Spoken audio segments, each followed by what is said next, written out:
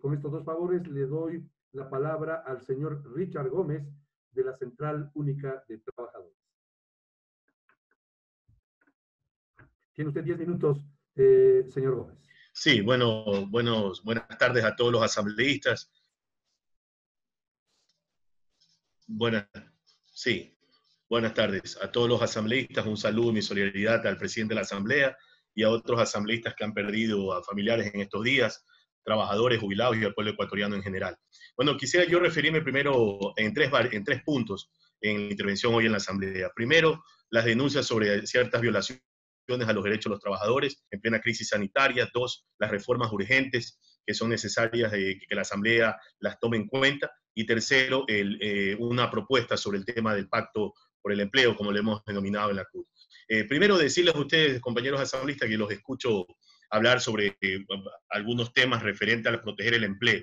Ya hoy en día ustedes tienen que conocer los abusos, los excesos en el sector de la salud, tanto en el IES como en la parte de los compañeros del Ministerio de Salud Pública, que no se les brindó sus atuendos, sus equipos de protección para poder garantizar justamente la salud de ellos y la salud de su familia. Muchos de ellos hoy contagiados.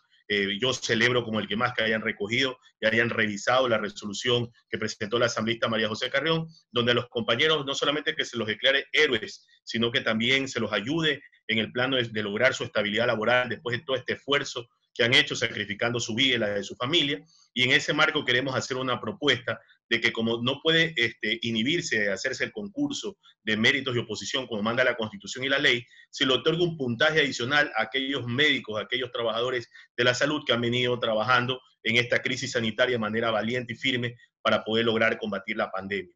Por otro lado, decirles que en otros sectores, no solo la salud, en el sector petrolero hubo que hacer una movilización en Refinería La Libertad para que Petroecuador tome en cuenta la situación de los compañeros trabajadores, pare la Refinería de La Libertad y los ponga en cuarentena a los compañeros. Ya teníamos un fallecido y podrían fallecer otros más por justamente no garantizar la salud y la vida de los trabajadores petroleros. Los trabajadores del sector eléctrico, tenemos 8 fallecidos en CENEL, los equipos de protección prácticamente lo hemos denunciado a la Comisión de Fiscalización, que le agradecemos a todos sus asambleístas por haber tomado en cuenta algunas denuncias hechas por los trabajadores en la Corporación Eléctrica del Ecuador, que es la generación justamente de la energía, que hoy de alguna manera viene siendo garantizada 24 horas al día, 7 días a la semana. Tampoco tienen los implementos, 2 fallecidos tenemos allá en ese grupo de compañeros en Electroguayas, y estas denuncias se suman a otras que tienen que ver con los temas remunerativos. Hemos recibido denuncias de los maestros que hasta el día de hoy no cobran su remuneración en la región Sierra, en la región Amazónica, en Esmeraldas, en Manabí.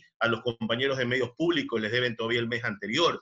Tenemos compañeros, lamentablemente, que están en su casa en este momento sin cobrar ninguna remuneración del sector privado. Yo escucho al presidente de los empresarios o de este gremio de empresarios diciendo de que están afectados los empresarios, pero principalmente lo que están afectados los trabajadores. Yo les recuerdo que la fuerza productiva no la hace solo el sector empresarial. La fuerza productiva de este país está en la mano de los trabajadores, y es justamente en ellos, como en empresas en Guayaquil, por poner un ejemplo, Alfadomus, que les deben prácticamente 3 meses de sueldo, 5 años a la seguridad social, empresarios morosos que no pagan, la ley que no se aplica. Y en ese contexto tenemos otros abusos en empresas privadas como en la ciudad de Cuenca, las mismas empresas del señor El Juri, lo que tiene que ver con cerámicas, en el tema de medios públicos, y no solamente medios públicos, sino privados, Diario Mercurio de Cuenca, los mandan de vacaciones a los compañeros para no pagarles el sueldo. O sea, tenemos una serie de abusos que lamentablemente, y hay que decirlo frontalmente, el Código del Trabajo no da para más. ¿De qué nos sirve que mañana llamen a comparecer al ministro de Trabajo o nos reunamos en las comisiones diferentes de la Asamblea si no hay un cambio en la ley? El Código del Trabajo tiene que proteger al trabajador y castigar al empresario que no cumple con los derechos, no ahora, sino de siempre. Miren, ahora escuchamos cómo de alguna manera sufre el sector empresarial por no pagar las utilidades del año 2019. ¿Qué tiene que ver las utilidades del año 2019 con la crisis que estamos pasando en el 2020? Creemos fundamentalmente que es necesidad de pegarnos un baño de verdad, de que si queremos realmente cambiar el país o cambiar realmente que haya una protección al trabajador y asimismo una protección al empresario, empecemos por cambiar y darle vida a ese código de trabajo que está tan demorado, que no avanza lamentablemente y que a la final en esta asamblea o en este tiempo que nos queda no alcanzará a aprobarse lamentablemente y quedará esa deuda todavía un pendiente para el sector trabajador del país. Yo quería referirme brevemente a esto. ¿Por qué? ¿Qué pasa si un trabajador en este momento lo despiden? ¿Va al Ministerio de Trabajo para qué? Para que siente razón, ya está el despido, tiene que ir un juez, gastar el dinero en los abogados para pelear durante 2, 3 años para una sentencia. ¿Por qué? Porque el Código de Trabajo no va para más. ¿Cuántos inspectores tiene la provincia del Guaya, la provincia de Pichincha, la provincia de La Suay? Muy pocos en referencia al número de trabajadores. No hay cómo controlar aquello. ¿Dónde está el poder coercitivo del Ministerio de Trabajo para poder impedir justamente que haya empresarios abusivos que no paguen los derechos que corresponden a los trabajadores? No los pagaron antes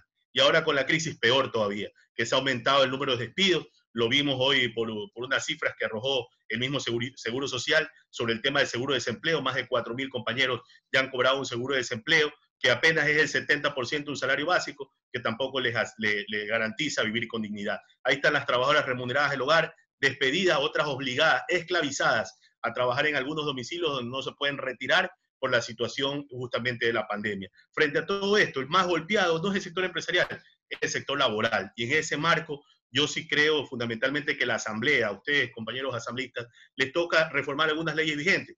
Yo escucho que todo el mundo se queja de la seguridad social. ¿Por qué no se reforma el artículo 28 como mandó la Corte Constitucional? Para poder los trabajadores elegir a nuestro vocal de manera directa, secreta y universal, no por amarres de las centrales sindicales, sino que haya una votación directa del trabajador, del afiliado, asimismo de los empresarios, y que escojamos los vocales que garanticen justamente la transparencia en el manejo de la seguridad social, que la presidencia sea rotativa, no solamente simplemente sea el Estado. Ahí los que mayores recursos se ponen son los trabajadores, y sin embargo, nunca hemos visto un trabajador o un representante de los trabajadores liderando la presidencia del directorio, y es más, ni los conocemos porque nunca los hemos elegido.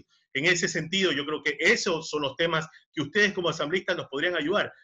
Los fondos provisionales, señores asambleístas, estos fondos que fueron quitados lamentablemente por una reforma en el gobierno anterior, estos fondos que son de los trabajadores de las Fuerzas Armadas, de los trabajadores petroleros, de telecomunicaciones, que representan 1.100 millones de dólares, los maneja el BIES discrecionalmente. Hoy han sacado un reglamento para subirle a los administradores, que ellos los pueden cambiar como les da la gana, manejar esos 1.100 millones de dólares como quieren, no hay fiscalización, no hay transparencia, y los trabajadores que son los que ponen la plata nunca conocen dónde están esos recursos.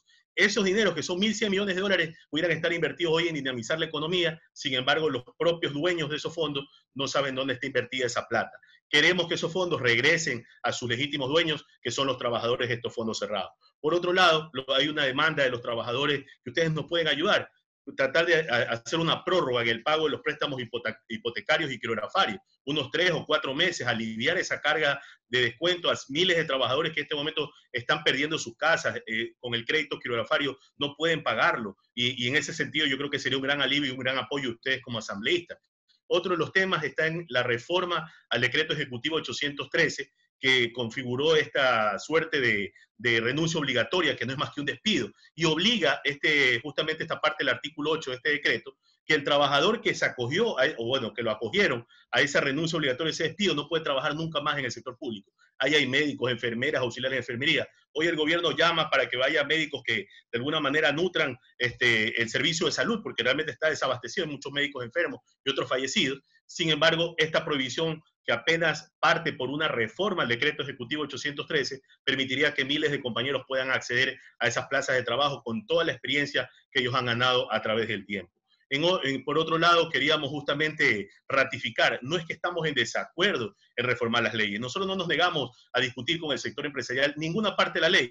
Quieren discutir contratación por horas, quieren discutir contrato a plazo fijo, como hoy hay un proyecto de ley que está discutiéndose en la Comisión de los Derechos de los Trabajadores, en lo cual nunca vamos a estar de acuerdo en el plazo fijo. Tenemos nuestros argumentos y los podemos discutir. Sin embargo, sentémonos a discutir de verdad, pero de alguna manera en el sector laboral no creemos en un diálogo cuando el sector empresarial, naturalmente, en el Consejo Nacional de Trabajo y Salario, donde nosotros formamos parte, ahí siempre la discusión se ciñe en que ellos están sin dinero, están sin recursos, todos los años les va mal, el incremento del salario básico unificado tiene que ser paupérrimo porque todos los años pierden las empresas. Y es algo que es inconcebible de pensar que el sector empresarial quiera asfixiar al trabajador hasta donde más se puede. Esto no es un tema de la pandemia, esto es un tema que ha mantenido una línea clara desde mucho tiempo atrás, y ese rompimiento es el que nos provoca seguir en el subdesarrollo y no poder convertir una economía un poco más desarrollada. Los trabajadores no nos negamos a poder discutir estos temas, pero también discutamos el sindicato por rama, la contratación colectiva por rama,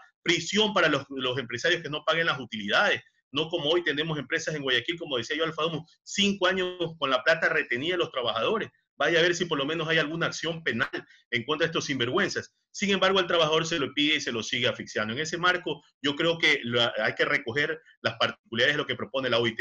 Diálogo tripartito, Estado, ahí debería estar la Asamblea, los trabajadores, los empresarios, discutamos todo, pero logremos realmente un acuerdo que pase en principio, porque esos 35.000 millones de dólares que están afuera del país, los traigan, los retornen al país para poder invertir. O sea, no pueden decir que la crisis la paguen los trabajadores, no pueden decir que la estabilidad se garantice únicamente por decreto, tiene que haber una reforma legal que garantice la estabilidad. Yo estoy de acuerdo que hay una moratoria, una pausa tributaria, que se suma estos planteamientos que ha hecho la Cámara de Comercio, se suman a la reforma de la ley de plusvalía, en la cual el 63% de los ecuatorianos en la consulta popular le dimos de baja. El anticipo del impuesto a la renta que le quitaron a través de la ley de fomento productivo, se han perdonado intereses y multas. Yo creo que se ha atendido mucho al sector empresarial, pero pongámonos de acuerdo, retornen sus capitales. Si tenemos que reformar algo en la ley, hagámoslo, pero hagámoslo en una discusión seria que permita mantener el empleo y crear otras plazas de trabajo. Y no nos sigamos engañando en estas retóricas de que por un lado unos pelean un tema, pelean por su parte y los otros peleamos por nuestra parte. Nosotros queremos pelear por el país, pero sobre todo por el empleo y por esa gran cantidad de ecuatorianos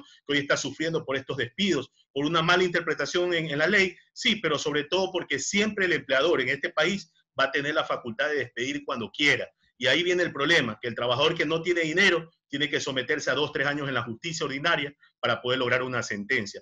Eso es lo que tenemos que cambiar de país. Garantías para los empleadores, pero sobre todo garantías para los trabajadores, que son los más golpeados en cualquier situación y esta crisis también. Gracias.